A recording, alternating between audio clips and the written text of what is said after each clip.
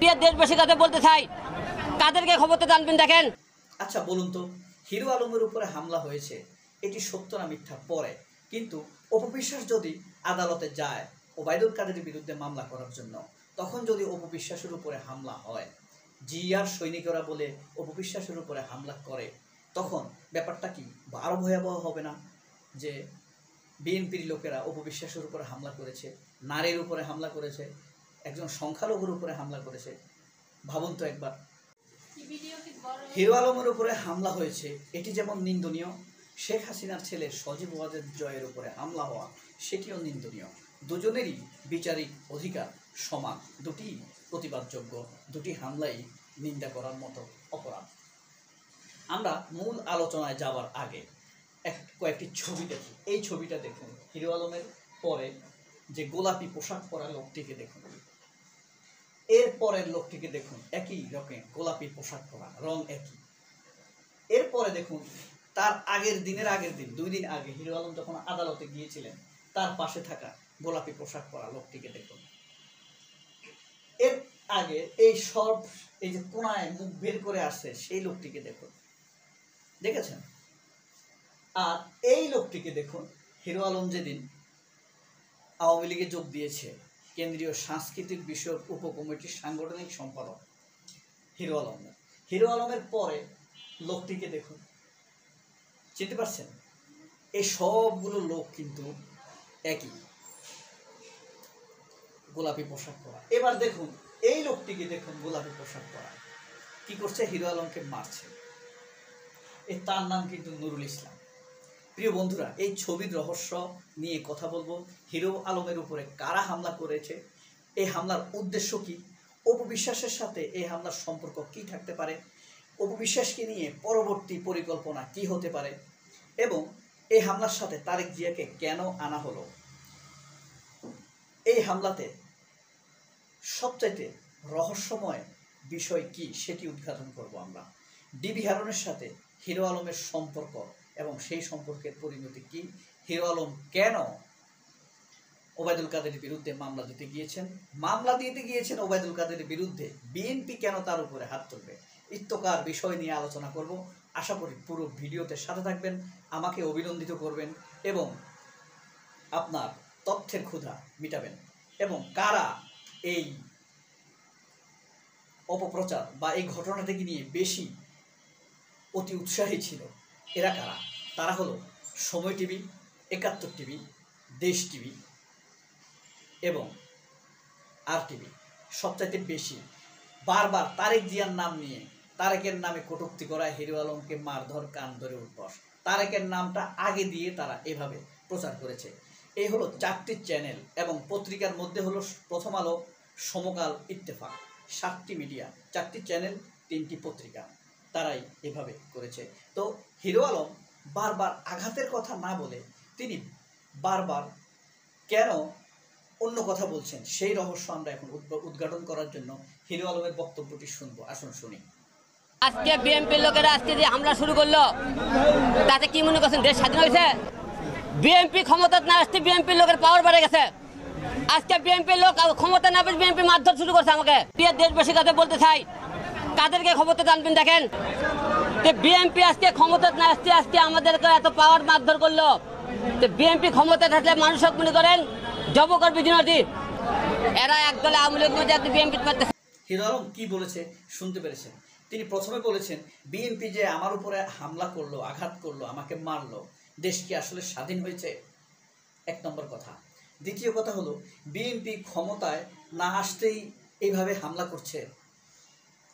এরপরে কি বলল, কাদের ক্ষমতায় আনতে চান? বিএনপি আমাকে এভাবে মারতেছে, আপনারা কাদের ক্ষমতায় আসতে চান? এক স্বৈরশাসককে বিদায় করেছি, আরেক স্বৈরশাসক আসছে। সবার শেষে বলেছে, এই হামলা ক্ষমতায় না আসতেই, বিএনপি ক্ষমতায় না আসতেই হামলা করছে, ক্ষমতায় আসলে জবাই করবে। খেয়াল করেছেন? এই কথাগুলো কিন্তু কারা বলে বর্তমানে, সেটা আপনাদের উপরে ছেড়ে দিলাম। যদি আপনাদের চিন্তায় ধরে তাহলে কমেন্ট বক্সে লিখবেন। এরপরে দেখেন, আমরা পরবর্তী পর্যায়ে যাই। এতে বোঝা গেছে বিএনপির কথা বারবার কেন হিরো আলম বলে। দেখেন এই ছবিটা, দেখেন গোলাপি শার্ট পরা, আগেই দেখিয়েছিলাম। এর নাম হলো নুরুল ইসলাম। তিনি কে? তিনি হলেন বগুড়া জেলার আইনজীবী সহকারী সমিতির নেতা, অর্থাৎ মুহুরী বলে, অনেক অঞ্চলে মুহুরী বলে তাদেরকে, আইনজীবী সহকারী, তাদের নেতা। দেখেন, 1 মাস হয়েছে শেখ হাসিনা বিদায় নিয়েছে, স্বৈরশাসকরা বিদায় নিয়েছে, এরপরে কিন্তু অন্য কোনো নির্বাচন হয়নি, অর্থাৎ শেখ হাসিনার সময়ের নেতারাই এখনো নেতা। এবং সেই লোকটি নাম হলো নুরুল ইসলাম, তিনি হামলা করেছেন হিরো আলমের উপর। সেই লোকটি হিরো আলম যখন আদালতে আসেন, তার আগের বার আসেন, প্রতিবারই তার সাথে ছিল। এবং হিরো আলম যখন, এই যে দেখেন, যখন যোগ দেয় আওয়ামী লীগে, শেষ লোক হিরো আলমের পরের লোকটিকে দেখেন, একই লোক কিন্তু, এবং এই লোকই গোলাপি শার্ট পরা ছিল। এভাবেই যখন তারা একসাথে আওয়ামী লীগে যোগ দেয়, হিরো আলমের উপর যখন হামলা করে, আবার হিরো আলম যখন আদালতে যান, একই লোক কিন্তু হিরো আলমের সাথে ছিল, নুরুল ইসলাম নামের লোক, আইনজীবী সহকারী বা মুহুরী সমিতির একজন নেতা, জয় বাংলার নেতা কিন্তু সে।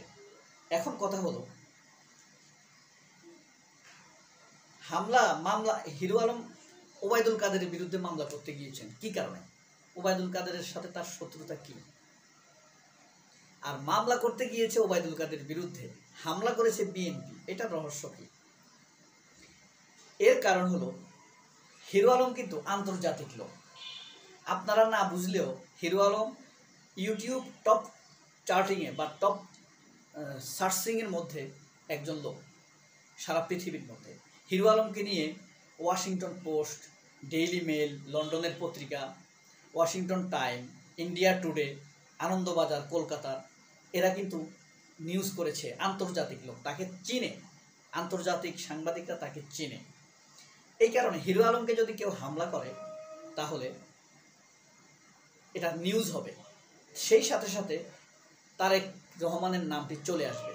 এই হামলার মূল উদ্দেশ্য কি, তাহলে আপনারা বুঝতে পারছেন? এখন কথা হলো, এটি একটি মিথ্যা, যেমন RTV, দেশ টিভি, 71 টিভি, সময় টিভি, বিশেষ করে সময় টিভি, তারপরে ইত্তেফাক, প্রথম আলো, জনকণ্ঠ, এই 7টি মিডিয়া যে নিউজ প্রচার করে ফেলেছে দেশের ভিতরে, এদের উপরে ভিত্তি করে দেশের বাইরেও নিউজ হয়ে যাবে। কিন্তু এই হামলাটি যে পরিকল্পিত তারেক রহমানকে পচানোর জন্য, সেটি প্রমাণ করতে 15 দিন লাগবে, তখন আর এইভাবে এটি নিউজ হবে না। অর্থাৎ তারেক রহমানকে পচানোর একটি ধাপ কিন্তু বাস্তবায়িত হয়ে যায়। এইভাবেই অপপ্রচার হয়, এভাবেই বিএনপি ঠেকাও, এভাবেই জাতীয়তাবাদী ইসলামীপন্থীদেরকে ঠেকাও, এভাবেই অপপরিকল্পনাগুলো হচ্ছে। এভাবেই ধীরে ধীরে তারেক রহমানকে বা বিএনপিকে ক্ষমতা থেকে দূরে সরিয়ে দেওয়া হচ্ছে। এর সাথে নিশ্চিতভাবে যুক্ত আছে বিএনপির ভিতরে ঘাপটি মারা থাকা প্রথম আলো তথা ভারতপন্থী কিছু লোক। তারা কখনোই তারেক খালেদাকে ভালোবাসে না। যদি ভালোবাসত, তারেক এবং খালেদার ইমেজ পুনরুদ্ধারের জন্য তারা অসংখ্য প্রজেক্ট নিতে পারত। কারা তারেক রহমানের বিরুদ্ধে এতদিন 16 বছর যাবৎ মিথ্যা মামলা দিয়েছে, তাদের লিস্ট করত, মিথ্যা মামলার অভিযোগে তাদেরকে অভিযুক্ত করত। নতুন মামলার দরকারই নেই হয়তোবা, এটাই এনাফ। একটা মানুষকে 16 বছর দেশে থাকা অধিকার থেকে বঞ্চিত করা হয়েছে। এরাই হলো ঘাপটি মারার শত্রু। এই যে দেখেন, ডিবি হারুনের সাথে হিরো আলমের কি হয়েছিল, খুব ভালো সম্পর্ক ছিল। তার আগে কি হয়েছে, হিরো আলম রবীন্দ্রসঙ্গীত গায়, এই অভিযোগে তাকে তুলে নিয়ে তাকে চট থাপ্পড় দেওয়া হয়েছিল।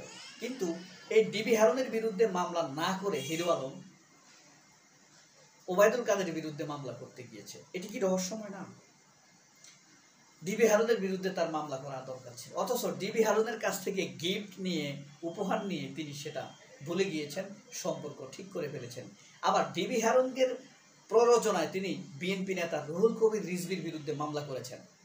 এই যে এখন ওবায়দুল কাদেরের বিরুদ্ধে মামলা করতে গিয়েছেন, এক সময় হয়তো তিনি আবার বলবেন বিএনপির চাপে আমি ওবায়দুল কাদের বিরুদ্ধে মামলা করেছি। অথচ যেটি লিগাল, তার রাইট রয়েছে ডিবি হারুনের বিরুদ্ধে মামলা করা। সরাসরি তাকে আঘাত করেছে ডিবি হারুন, চড়থাপ্পড় দিয়েছে, তার বিরুদ্ধে মামলা না করে তিনি গেছেন ওবায়দুল কাদেরের বিরুদ্ধে। কারণ এটি তখন বলা যাবে যে আমি বিএনপির চাপে ওবায়দুল কাদেরকে মামলা করেছি। এখন যেমন বলছেন রিজভির বিরুদ্ধে মামলা করেছে আওয়ামী লীগের চাপে। একইভাবে এটি হলো রহস্য। এরপরের নাটকটি মঞ্চস্থ হইতে পারে অপু বিশ্বাসকে নিয়ে। অপু বিশ্বাস কিন্তু যত বড় রকমের আপনারা ভাবেন না কেন, অপু বিশ্বাস হলেন বাংলাদেশের রাজনীতির স্বৈরশাসক ফ্যাসিবাদী রক্ত পিপাসুদের চিয়ার্স লেডিরা বিভিন্ন বেড পার্টনার হিসেবে বিভিন্ন জায়গায় যাইতো, যার স্তর যেই লেভেলে। পূর্ণিমা বলেন, সুইটি বলেন, অথবা এসব নায়িকাটাকে আরও আছে না, এদের এক একটা স্টেজ রয়েছে, স্তর রয়েছে, যার পছন্দ যেমন তাকে তার কাছে পাঠানো হয়। পরবর্তী নাটকটি মঞ্চায়িত করবে অপু বিশ্বাস। অপু বিশ্বাসকে দিয়ে যদি তারেক রহমানের বিরুদ্ধে মামলা করানো হয় কেমন হবে? আরও ভয়ানক হবে না? অপু বিশ্বাস যদি আদালতে যান, তাকে জিয়ার সৈনিকেরা বলে যখন তার উপরে হামলা হবে, তাহলে কি হবে? ব্যাপারটা আরও ভয়াবহ হবে না? দুই দিক দিয়ে আঘাত করবে। এক হলো সংখ্যালঘু ধর্মীয় অত্যাচার, আরেক দিক দিয়ে নারী। এই হলো ষড়যন্ত্রগুলো চলছে। সবাই আমাদেরকে সতর্ক থাকতে হবে। আচ্ছা বলুন তো, হিরো আলমের উপরে হামলা হয়েছে, এটি সত্য না মিথ্যা পরে, কিন্তু অপু বিশ্বাস যদি আদালতে যায় ওবায়দুল কাদেরের বিরুদ্ধে মামলা করার জন্য, তখন যদি অপু বিশ্বাসের উপরে হামলা হয়, জিয়ার সৈনিকরা বলে অপু বিশ্বাসের উপরে হামলা করে, তখন ব্যাপারটা কি আরও ভয়াবহ হবে না? যে বিএনপির লোকেরা অপু বিশ্বাসের উপরে হামলা করেছে, নারীর উপরে হামলা করেছে, একজন সংখ্যালঘুর উপরে হামলা করেছে। ভাবুন তো একবার। সবাই অনেক ভালো থাকবেন। আল্লাহ হাফেজ। আসসালামু আলাইকুম।